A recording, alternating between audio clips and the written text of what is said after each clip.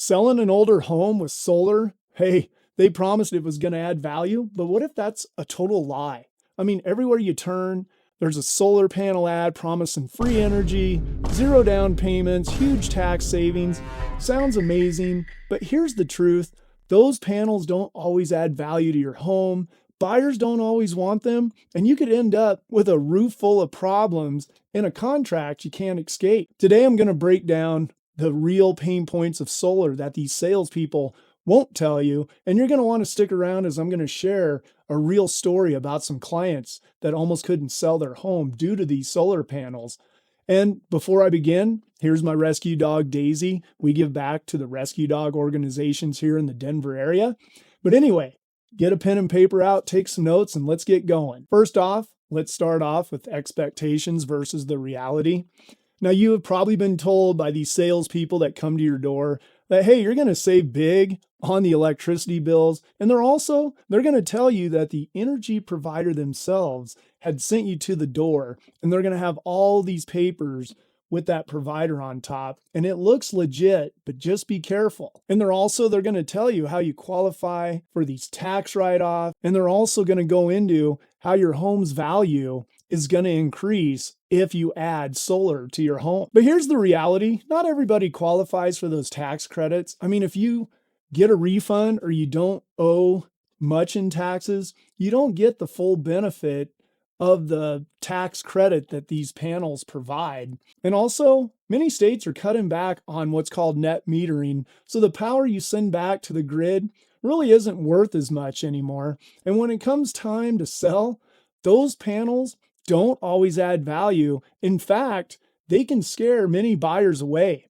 And I have seen buyers walk into a home, they see the panels on the roof, and they immediately ask, who owns them? How much is left on those payments? And that's not exactly the reaction you want when you're trying to sell your home. Now let's take a deep dive into the huge negative here. And leasing is one of the biggest traps that I see out there. And with a lease or a power purchase agreement, guess what? You don't own those systems. The leasing company does, and that means you do not get those tax credits that those salespeople told you at the door that you would get. Actually, the solar companies are the ones who benefit from the tax credits because they're the ones that own the panels. And you're locked in to a long-term contract that's usually 20 to 25 years, and people fall for the payments being less than their energy bills, but they don't look at all the numbers to understand how much total cost they are financing in for that period. And usually it doesn't save you money over the long haul.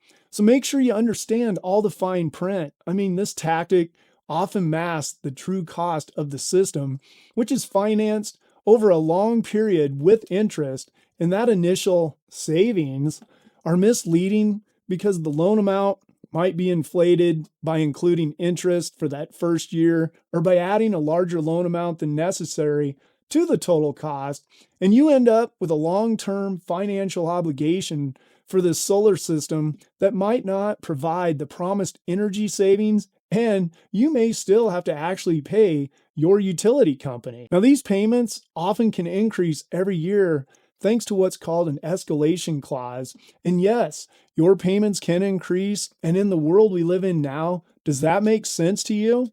I mean, they say the primary justification for escalation clauses typically rise slower than the historical increases in traditional utility electricity rates. While the initial payments, they may be lower than those traditional electricity bills, the escalating payments, though, can reduce or eliminate those savings over that 20 to 25 year lease term compared to keeping your utility service, and especially if your utility rates don't rise as fast as that escalation clause. Now, if you are selling your house, the buyers have to qualify to take over these payments. And if they can't take that over, or they don't want to take them over, well, guess what? You as a seller, you're stuck paying these off at closing so you can make that transaction happen. And I have personally seen deals fall apart at the closing table because of these solar leases. And in fact, we almost didn't close on a deal due to the inspection saying that the roof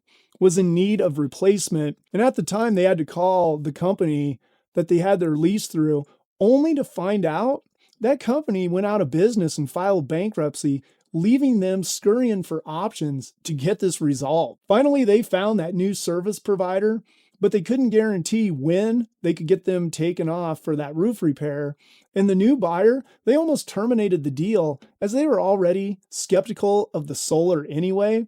And with the issues with trying to get the roof replaced, they really had huge reservations. And at the end, and a bunch of expenses later, and a lot of stress to my home seller, they were able to get that roof replaced at the last minute and the deal closed. But I can tell you that deal was on life support during this whole period. Now, if you get solar, you need to think about one big thing when you sell your home, and that is the resale. Now, if you own your panels outright, maybe you can spin this in as a bonus, but if they're leased or financed, that's a huge headache. There is no benefit to anyone except the solar companies, and the buyers either don't want the payments, or they don't want the risk, or they don't want to deal with calling some third-party company anyway. And most of the time, appraisers don't even count solar in your home's value. I mean, my friend out here in the Denver area is an appraiser, and he has never made value adjustments for solar out here in the Denver area. So unless you're in an area that can justify maybe a little bit of value, you will not be given any value benefit for those panels. They are considered more personal property anyway. And if you're leasing them and they are the solar company's panels, then you really will not get any value.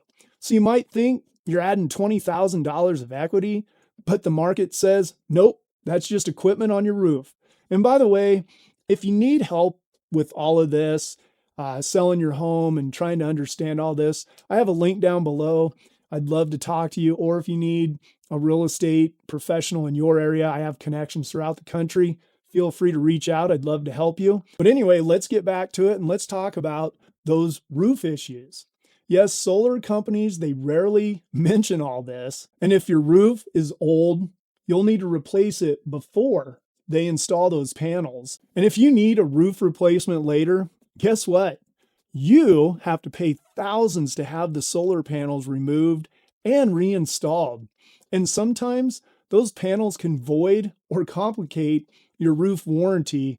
And a voided warranty is almost always a result of improper installation, such as careless drilling, inadequate fasteners, low quality racking systems, or damage to the roofing material.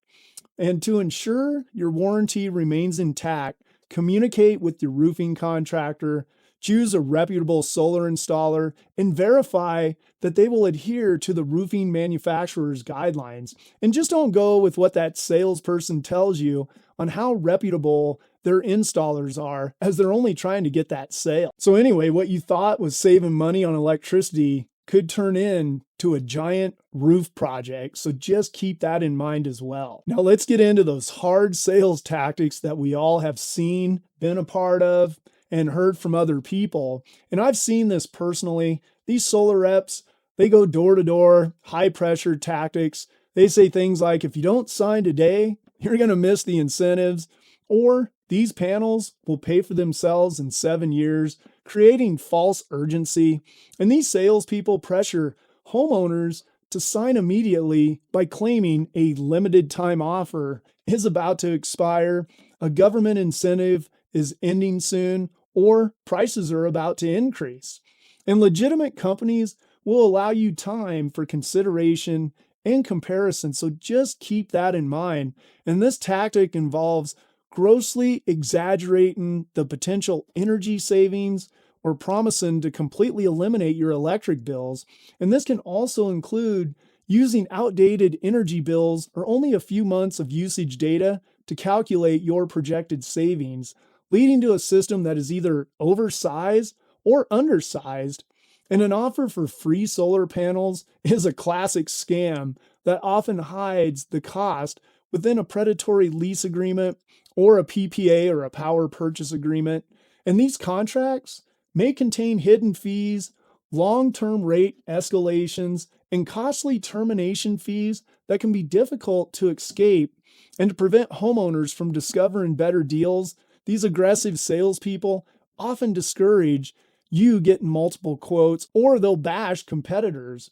And a reputable company will encourage you to compare different offers. But those aggressive reps, they're trained to push past your initial no. I mean, I'm in sales for 30 years. They're pretty good about their persistence and using those persistent follow-up calls, emails, and texts to just wear down the potential customers. And those salespeople, they may point to a neighbor's solar system and use a variation of peer pressure to get a potential customer just to agree to their proposal. And let's get into something here that I've seen more of lately. These solar companies going under. I mean, they promise these 20-year warranties and service plans, but if that company folds in, say, year 3, you're left holding the bag. And try calling customer service when that number's disconnected. Wow, what a pain, right? And if your solar installer goes out of business, your manufacturer warranties for equipment like the panels and the inverters are generally still valid because they're tied to the product and not the installer. However, the installer's workmanship warranty for the installation work is usually voided. And to claim equipment warranties, you got to contact the equipment manufacturer, who can help you find a local certified installer to perform any work. Look for a successor company that may have acquired the failed business or budget for potential labor costs with a new service provider. Again, those are some of the risks that you are taking when you sign up for solar. So always do research on those companies as much as you can. Now, I'm not saying all solar is bad. There are situations where it can make total sense. Obviously, if you own those panels outright, makes sense. There's no other payments or anything on there. And if you have high electric bills, strong sun exposure, and you plan to stay in your home for a long time, then it might be a good decision. But if you're planning on a 2 to 5 years that you might sell your home, just don't do it at all, because you will not recoup any of that investment or payments that you put in there on top of all the other struggles that I have just talked about. But you have to go into this no matter what with your eyes wide open. And here are some tips that you can do before you sign anything. First off, ask who owns those systems. Is it you or the leasing company? And just remember, that's an important one, because if it's you, you may qualify for some of those tax credits. But if it's the leasing company, keep in mind, you do not own the system. You do not get any of the benefit. And always, always, always read the fine print, look for any escalation clauses, transfer rules, and removal costs. And again, if you need help with this, my link's down below. I'd love to talk to you about this and help you through it. And another thing you need to do before you commit to this, if you're going to, is check your roof. If it's more than 10 to 12 years, especially in age, you're going to have to replace it before you put those solar panels on, so you don't have to do it in a couple years and pay to have those removed and then reinstall. Also, vet the companies. How long have they been in business? And will they even be around to honor warranties? And again, those are risks that you're going to come across really with any company. But right now, you really want to dig into the solar companies, because there are a lot of those companies going out of business every day. And you're going to want to get multiple quotes. And don't sign with the first high-pressure salesperson who knocks on your door. I don't care what they tell you. Grab their paperwork and review it. Take some time. Take a few days. Take a week. Take a month. Nothing's going anywhere. So don't make them feel like you have to sign that right there and then. So anyway, here's the bottom line. Solar isn't a one-size-fits-all solution. For some homeowners, it works. For many others, it turns into a financial and logistical nightmare. And before you commit to that 20 years of payments, make sure you've done the math, you've checked your roof, you've thought about the resale part of this, and don't let the sales pitch blind you to all these risks. And if you've had an experience, good or bad, with solar panels, hey, drop it in the comments below.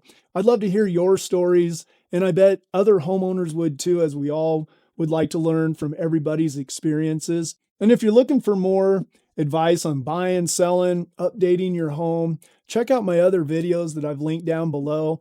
And also, if you found this video informational, please share it with somebody that you think could benefit from it. And also, if you want to donate to my rescue dog organizations, if you don't live in the Denver area, I have my link down below. And if you're in the area, there's many good dogs out there that need good homes. And until next time, stay tuned for this video that is coming up next.